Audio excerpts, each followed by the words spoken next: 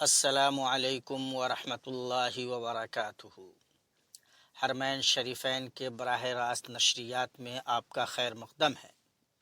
اس میں ہم آپ کے سامنے رمضان کے تعلق سے پروگرام پیش کریں گے۔ آج کے درس کا عنوان ہے دعا اور روزے کے احکام۔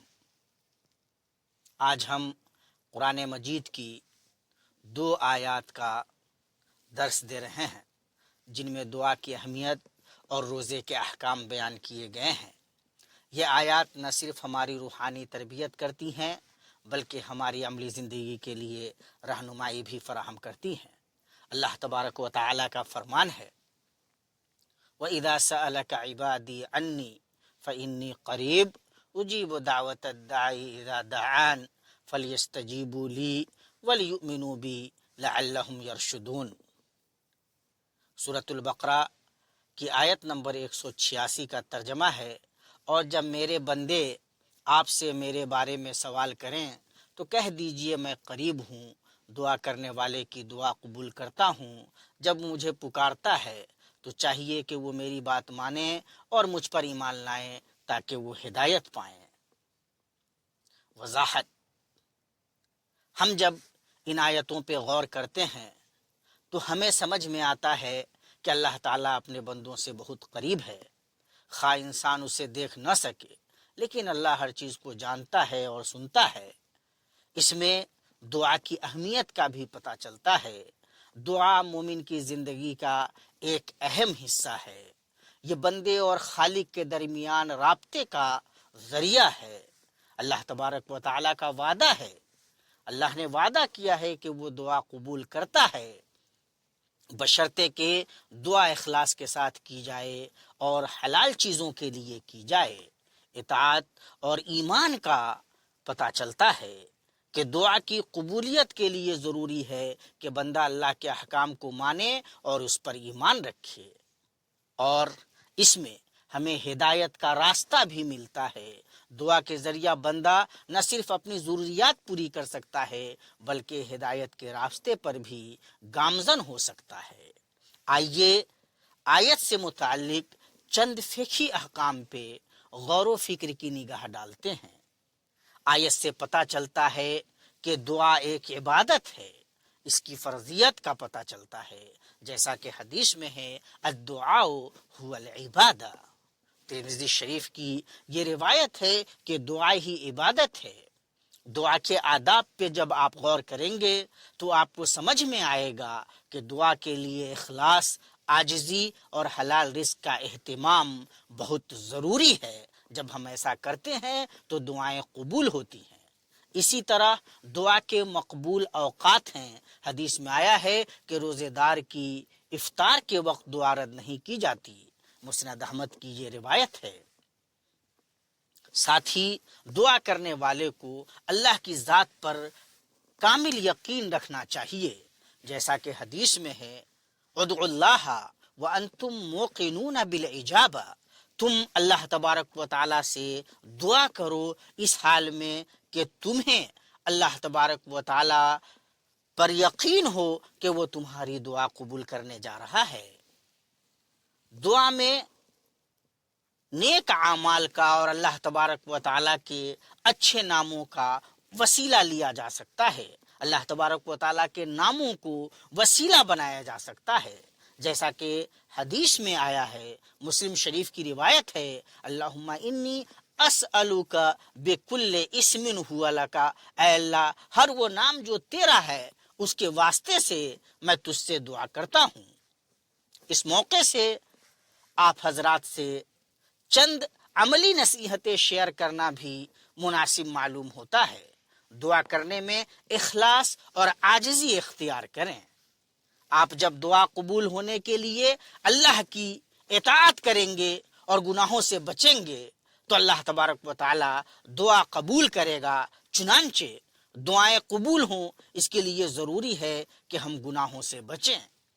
رات کے پچھلے پہر، سجدے کی حالت اور روزے کے وقت، افطار سے پہلے دعا کے خاص مواقع کو نہ چھوڑیں، ان کا خاص اہتمام کریں۔ دعا میں اللہ کے ناموں کا استعمال کریں اور بار بار دعا کریں، اللہ تبارک و تعالیٰ سے مانگیں اور اس یقین کے ساتھ مانگیں کہ اللہ تبارک و تعالیٰ دعا کا سننے والا ہے۔ اجتماعی دعاؤں میں بھی شریک ہوں، لیکن بطور خاص آپ اپنی انفرادی دعاؤں کو اہمیت دیں کہ آپ اپنے پورے اخلاص اور دل جمعی کے ساتھ اللہ تبارک و تعالیٰ سے دعا کر سکتے ہیں۔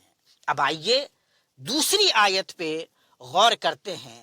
سورۃ البقرہ کی آیت نمبر 187 ہے۔ اللہ تبارک و تعالیٰ کا فرمان ہے، احل لکم لیلۃ الصیام الرفث الی نسائکم ہن لباس لکم وانتم لباس لہن علم اللہ انکم کنتم تختانون انفسکم فتاب علیکم وعفا عنکم فالآن باشروہن وابتغوا ما کتب اللہ لکم وکلوا واشربوا حتی یتبین لکم الخیط الابیض من الخیط الاسود من الفجر ثم اتموا الصیام الی اللیل ولا تباشروہن وانتم عاکفون فی المساجد تلک حدود اللہ فلا تقربوها كذلك يبين الله آیاتہ للناس لعلهم يتقون۔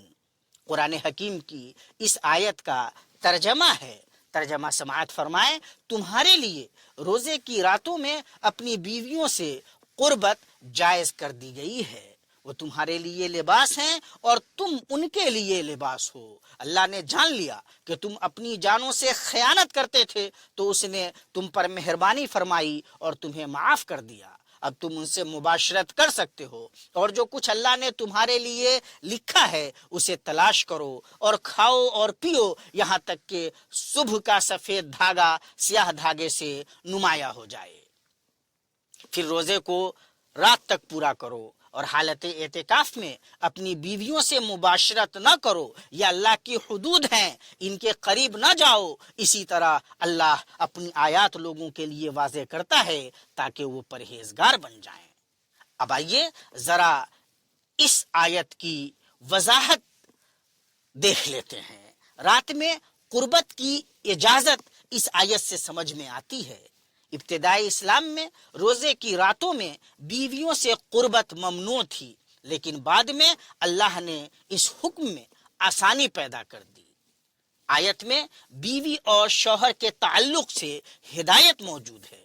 قرآن نے بیوی کے رشتے کو لباس سے تشبیہ دی جو ایک دوسرے کے لیے سکون، عزت اور حفاظت کا ذریعہ ہیں۔ ساتھ ہی جب آپ آیت پہ غور کرتے ہیں تو یہاں کھانے پینے کی حد بھی متعین کی گئی ہے۔ فجر کے آغاز تک کھانے پینے کی اجازت ہے۔ سفید دھاگا سے مراد صبح کا اجالا اور سیاہ دھاگا سے مراد رات کی تاریکی ہے۔ اسی طرح اس آیت کریمہ میں اعتکاف سے متعلق بھی باتیں آئی ہیں۔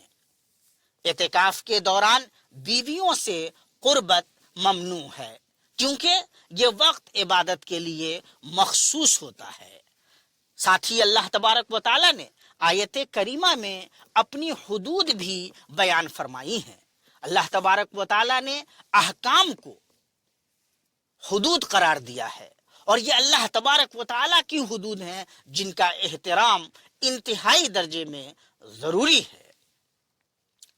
آیت کریمہ میں اللہ تبارک و تعالیٰ نے روزے کے مقصد کی طرف بھی ہماری توجہ مبذول کرائی ہے۔ اللہ تبارک و تعالیٰ فرماتا ہے کہ یہ عبادت انسان کے اندر تقوی پیدا کرتی ہے اور اس سے بندہ اللہ کے قریب ہوتا ہے، یعنی یہ عبادت قربت الہی کا، خداوندی کا ذریعہ ہے۔ آیت کریمہ کی روشنی میں آئیے ہم چند فقہی احکام کو سمجھنے کی کوشش کرتے ہیں۔ رات میں مباشرت کی اجازت سمجھ میں آتی ہے۔ روزے کے دوران مباشرت ممنوع ہے۔ میاں بیوی ایک دوسرے سے نہیں مل سکتے دن میں، لیکن رات کو افطار کے بعد میاں بیوی آپس میں خاص تعلقات قائم کر سکتے ہیں۔ یہ آیت مبارکہ سے سمجھ میں آتا ہے۔ ساتھ ہی ساتھ سحری کی اہمیت و فضیلت بھی سمجھ میں آتی ہے، یہ کہ سحری کرنا مستحب ہے، جیسا کہ حدیث میں ہے۔ اللہ کے نبی صلی اللہ علیہ وسلم فرماتے ہیں، تسحروا فإن فی السحور برکہ، بخاری شریف کی روایت ہے، آپ صلی اللہ تعالی علیہ وسلم فرماتے ہیں کہ سحری کھایا کرو اس لیے کہ سحری میں برکت ہے۔ اس سے آیت کریمہ سے فجر کے وقت کا بھی پتہ چلتا ہے کہ کھانے پینے سے رکنے کا وقت فجر صادق کے طلوع تک ہے۔ فجر صادق جب طلوع ہو جائے تب کھانا پینا چھوڑ دینا ہے۔ اعتکاف کے احکام کا بھی ہمیں پتہ چلتا ہے۔ اعتکاف کی حالت میں یہ بات معلوم ہوتی ہے کہ مباشرت جائز نہیں ہے، اور یہ اللہ کی عبادت کے لیے مخصوص عبادت ہے۔ اللہ تبارک و تعالیٰ کی قربت حاصل کرنے کے لیے بندہ جب اعتکاف میں ہو تو ویسی صورت میں اسے بیوی سے دور رہنا ہے اور کسی طرح کی قربت بطور خاص مباشرت نہیں کرنی ہے، اور ساتھ ہی ساتھ اللہ تبارک و تعالیٰ کے حدود کا احترام کرنا ہے۔ شریعت کے جو احکام ہیں وہ اللہ تبارک و تعالیٰ کے حدود ہیں۔ اللہ تبارک و تعالیٰ نے جو کچھ ہمیں نصیحتیں کی ہیں، جو احکام اللہ تبارک و تعالیٰ نے نازل فرمائے ہیں، وہ دراصل ہمارے لیے اللہ تبارک و تعالیٰ کی حدود ہیں، اور اللہ تبارک و تعالیٰ کی حدود کا احترام کرنا، جہاں اللہ تعالیٰ نے روک دیا وہیں رک جانا ایک مسلمان کی ذمہ داری ہے۔ ساتھ ہی ایک بات اور سمجھ میں آتی ہے کہ روزے کے لیے نیت کرنی بھی ضروری ہے۔ آدمی کو ہر روزے کے لیے رات میں نیت کرنی چاہیے۔ حدیث میں آیا ہے، نسائی کی روایت ہے، اللہ کے نبی صلی اللہ تعالی علیہ وسلم فرماتے ہیں، من لم یبیت الصیام قبل الفجر فلا صیام لہ، کہ جو فجر سے پہلے روزے کی نیت نہ کرے اس کے لیے روزہ نہیں ہے۔ سمجھ میں آتا ہے کہ روزے کی نیت ہمیں رات میں کر لینی ہے۔ آئیے چند عملی نصیحتوں پہ بھی نظر دوڑاتے ہیں۔ کان کھڑے کر لیجئے۔ روزے کی حالت میں فجر سے پہلے سحری کریں اور دن میں کھانے پینے سے مکمل اجتناب کریں۔ روزے کا مقصد صرف بھوکا رہنا نہیں بلکہ اپنی روحانی اصلاح کرنا ہے۔ اعتکاف کی حالت میں عبادت پر مکمل توجہ دیں اور دنیاوی معاملات سے دور رہیں۔ اللہ کی حدود کا احترام کریں اور ان سے تجاوز نہ کریں۔ اپنے روزے کو ضائع کرنے سے بچائیں۔ جھوٹ، غیبت اور دوسرے گناہوں سے بچیں۔ روزے رکھنے سے پہلے روزے کے فضائل اور مسائل کو سمجھنے کی، جاننے کی کوشش کریں۔ علماء سے پوچھیں۔ اس سلسلے میں جو کتابیں لکھی گئی ہیں ان کتابوں سے استفادہ کریں۔ آئیے اب اخیر میں ہم درس کے خلاصے پہ بھی نظر ڈال لیتے ہیں۔ ہمیں اس درس میں دعا کی اہمیت کا پتہ چلا۔ اللہ قریب ہے اور دعا قبول کرتا ہے، بشرطے کہ ہم اخلاص کے ساتھ دعا کریں اور اس کی عبادت کریں۔ روزے کے احکام ہمیں معلوم ہوئے۔ روزہ ایک عبادت ہے جو تقوی پیدا کرتی ہے۔ اس میں کھانے پینے، بیویوں سے قربت اور دنیاوی مشاغل سے اجتناب کا حکم دیا گیا ہے۔ پرہیزگاری کا مقصد ان دونوں آیات میں ایک مشترکہ پیغام یہ ہے کہ اللہ تعالیٰ نے ہمیں اپنی عبادت کے ذریعے پرہیزگاری اور تقوی کی تعلیم دی ہے، اور یہ جو عبادت ہے روزہ، اس کا مقصد پرہیزگاری ہے۔ عملی ہدایتوں پہ اگر ہماری توجہ چلی جائے تو اس سے اچھی کوئی بات نہیں ہو سکتی۔ عملی ہدایت کیا ہے؟ دعا کے لیے وقت نکالیں اور اپنی زندگی کا اسے لازمی حصہ بنا لیں۔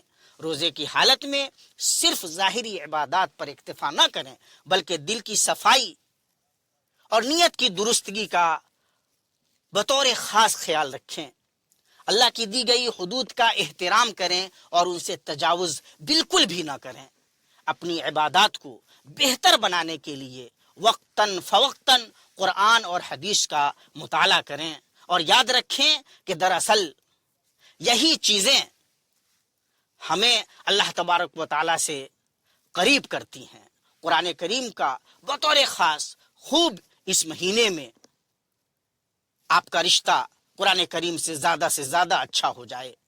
آئیے اللہ تبارک و تعالیٰ سے دعا کرتے ہیں کہ اللہ تبارک و تعالیٰ ہمیں قرآن کریم کی تلاوت کی خوب توفیق عطا کرے. اللہ تعالیٰ ہمیں قرآن کی تعلیمات کو سمجھنے اور ان پر عمل کرنے کی توفیق عطا فرمائے. آمین. اب ہم الوداع لیتے ہیں. انشاءاللہ پھر مقررہ وقت پر آپ کے سامنے نئے پروگرام کے ساتھ حاضر ہوں گے. والسلام علیکم ورحمۃ اللہ وبرکاتہ.